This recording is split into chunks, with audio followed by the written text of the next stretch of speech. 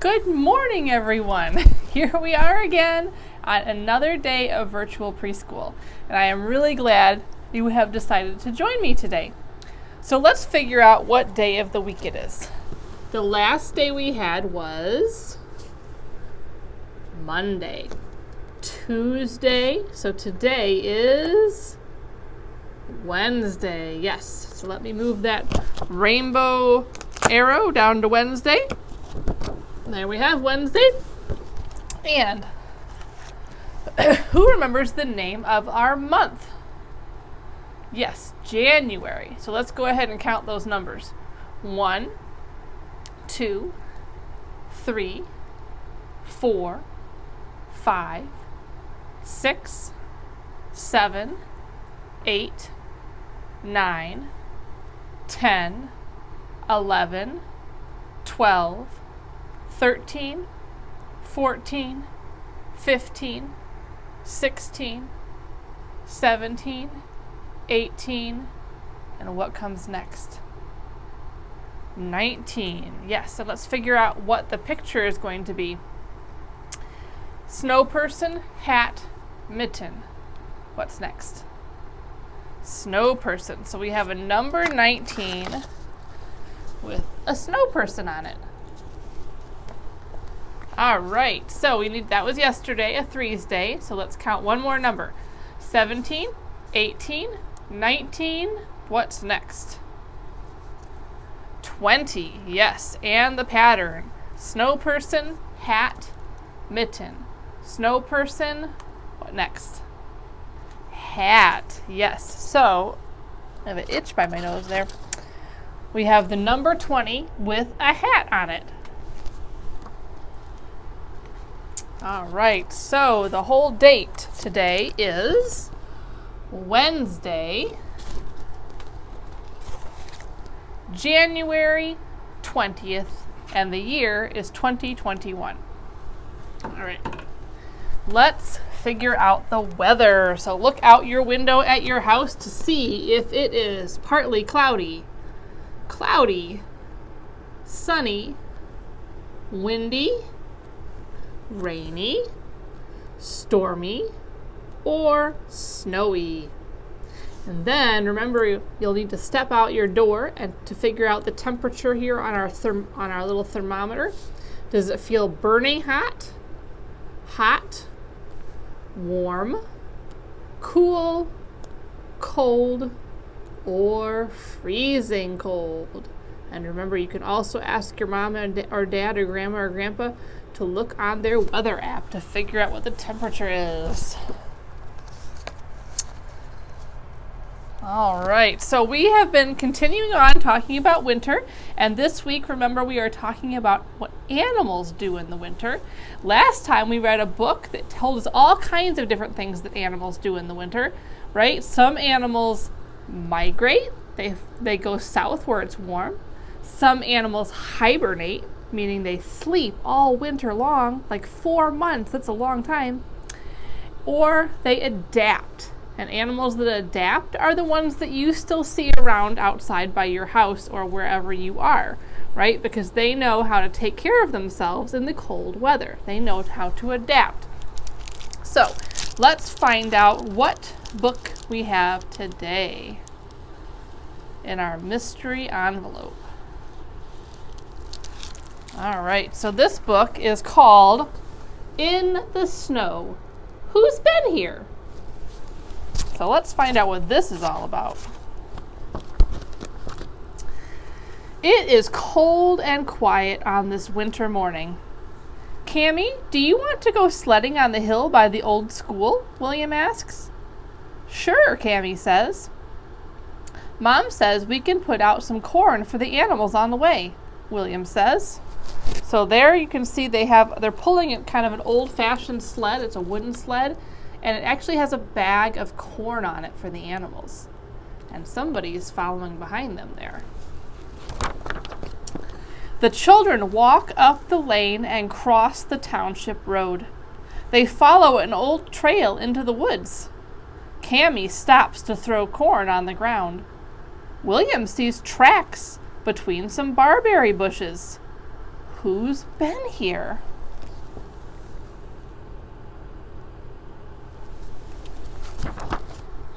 A ruffed grouse. So we know then that a ruffed grouse is an animal that knows how to take care of itself in the winter, right? It adapts. William and Cammie hike up a small hill. They hear a bird's song. Wait, wait, wait. The children reach a clearing in the woods. The bird is gone. Fuzzy red balls sprinkle the snow under a clump of sumac. Who's been here?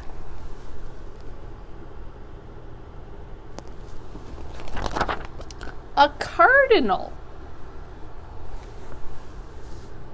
So we know then that cardinals are also animals that know how to take care of themselves in the winter, and they are animals that adapt.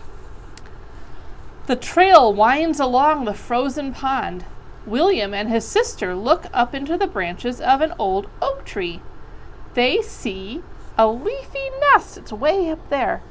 Who's been here?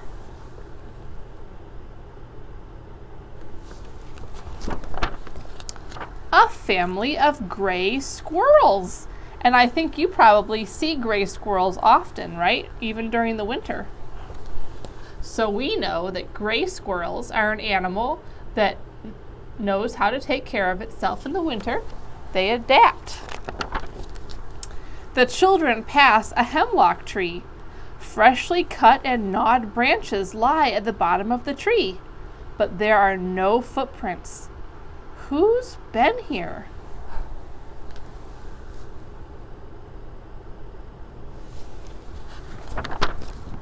A porcupine.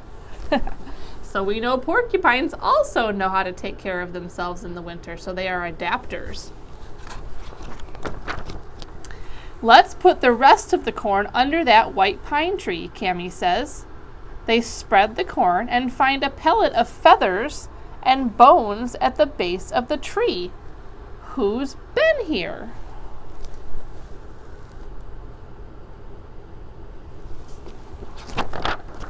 A great horned owl. So that pellet over here that they were talking about, that's actually the owl's poop, right? And because it eats those kinds of animals that have feathers and bones in them, right? So a great horned owl, we know. A great horned owl knows how to take care of itself in the winter, so it is also an adapter. William stops the toboggan. He sees a small hole in the snow. It is the entrance to a tunnel. Broken acorn shells surround the hole. Who's been here?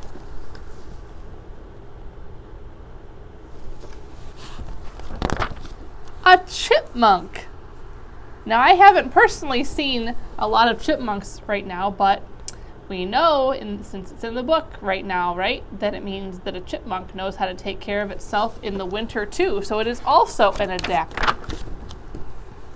William and Cammie follow the trail down to the brook. They see tracks going in and out of the water. William finds a fish head on the bank. A fish head? Oh goodness. Who's been here?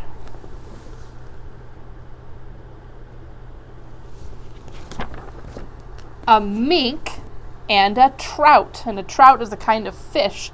And I would guess then that the mink eats the trout, right? So we know that mink and trout are also adapters. They know how to take care of themselves in the winter. A clump of birch trees grows along the trail. A patch of bark has been rubbed off one of the trees. Who's been here?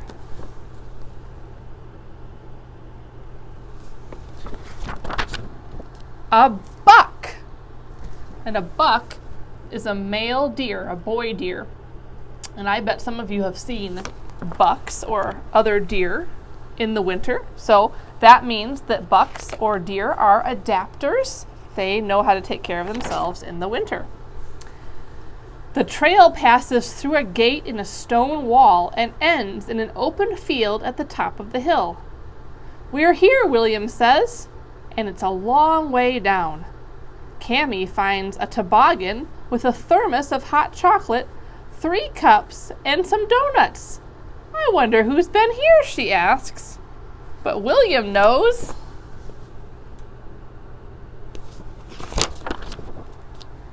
Who do you think it is? Who brought the hot chocolate? So people are also adapters, right? We hang around and know how to take care of ourselves in the winter too. Okay, so I have some activities to show you today. The first one is a bear in a cave project, all right? Now, since we're talking about what animals do in the winter, and bears are a kind of animal that we might see in Michigan, and we typically think of bears as being hibernators, but they aren't true hibernators. We still kind of say they hibernate. They sleep part of the winter, but they get up during the winter too. So we're going to make a bear, we're going to make kind of like a hibernating bear, or a bear that sleeps at least part of the winter. So in your packet, you have a little baggie with some cotton balls and a little bear back there. And you have a half of a paper plate and a blue piece of paper. All right, so let's figure out how to do this. So the first thing you're going to do is color all the parts that need to be colored first, okay? So bears, usually, unless they're a polar bear, but we're not talking about polar bears here, bears are not usually a bright white color like that. So I'm going to color my bear a brown color. There are black bears too, so you could make yourself a black bear. You could look up different kinds of bears that we might have in Michigan and see what they look like. But I'm just going to color mine brown. Mine's going to be a brown bear. This brown crayon is getting a little low on brown. Need to take the paper cover off of it a little bit. Let's see here. Alright, so there is our brown bear. Alright, then we also need, this is going to be the bear's cave. Now caves are also not white unless you're talking about somewhere where there's lots and lots of snow, which I guess we usually have in Michigan, but right now we don't have a lot of it. So, and these are actually to make the snow that goes on the cave, but we're going to kind of color the cave to look like a cave. So I'm going to do a little different than I did yesterday. I'm going to kind of make this part back here black, because it's not black inside the cave, but it's dark inside the cave, right? So I'm going to make it look like it's dark, I think.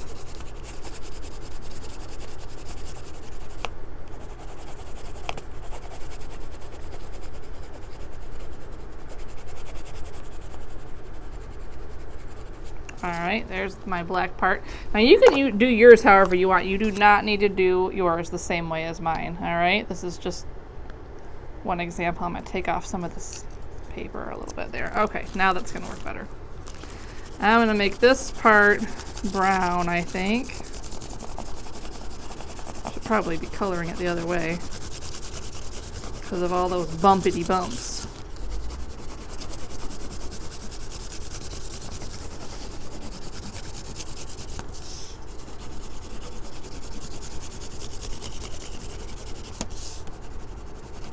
Now, depending on where you are, here we actually still have some grass that's not completely brown, don't we? So I'm going to add some grass onto mine, just a little bit. Kind of brown and green. Kind of what we have here. Brown and green grass. Since we haven't had a huge lot of snow this winter so far. So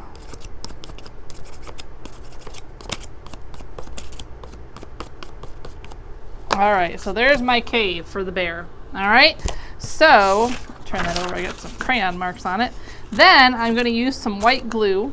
I like to use white glue for this project because gluing cotton balls down is a little more difficult with glue stick. You might get it to work if you use enough glue from a glue stick, but it is easier if you use white glue.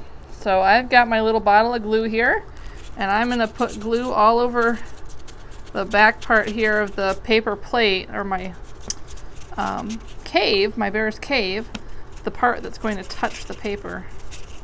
Some of it's not going to touch the paper, so you don't have to put glue up there. Okay, I don't know if you can see where I put the glue. And then I'm going to stick that down on my paper. So there's the bear's cave. Now the bear needs to go in the cave and sleep. So I'm going to put some glue on the back of my bear.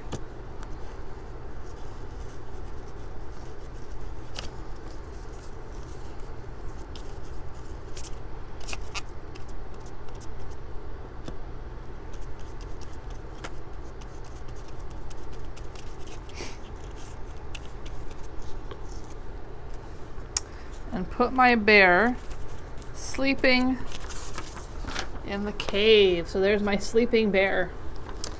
Now, since it's winter, we're going to glue on some of these cotton balls, and there are going to be the snow on top of the cave, helping to keep the cave warm inside. Remember, that was part of what we read in the book the other day, that snow actually keeps things warm underneath it. It seems weird, but it's true. Now for cotton balls, you're going to need more glue. Usually for things like this, I say use a drop, not a puddle of glue, but you actually need some puddles of glue to get these cotton balls to stay really well. So I'm going to put some puddles of glue along here. I'm going to get 2 out of 1, it looks like. So there's 1 cotton ball. There's 2 cotton balls.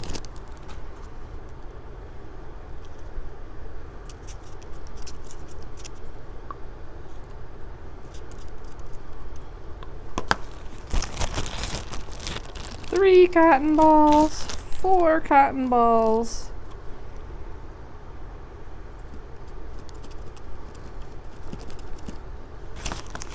5 cotton balls,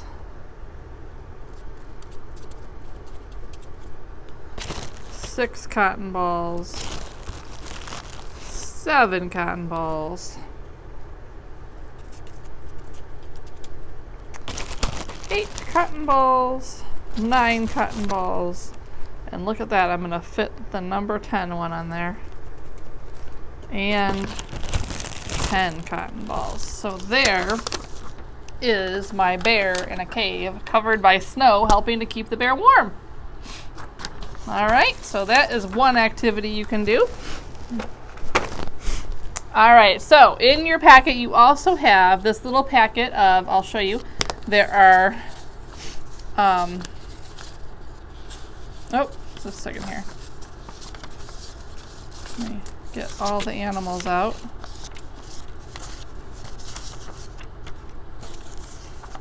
All right, so there are a whole bunch of different animals you might see in the winter, and there, let's see,